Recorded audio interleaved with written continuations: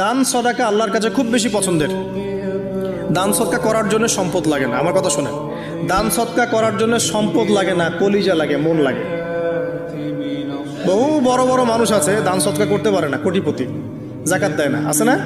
আর বহু গরিব মানুষ ভ্যান চালায়, কৃষিকাজ করে, দেখবেন 100 টাকা দান করে দিল। মন থাকতে হয়, মন, কলিজা বড় থাকতে হয়। তো যাদের কলিজা বড়, মন বড়, তারা দান সদকা করতে পারবে ইনশাআল্লাহ। আর যার মন বড় সেখানেই তো আল্লাহ নূর আসবে। সংক্ষিপ্ত মনে কি, সংকীর্ণ মন আল্লাহ নূর কোত্থেকে আসবে?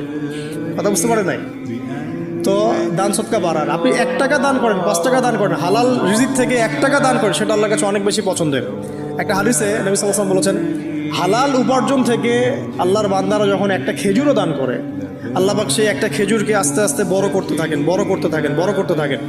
এটা এক পর্যায়ে পাহাড়ের সমান হয়ে যায়।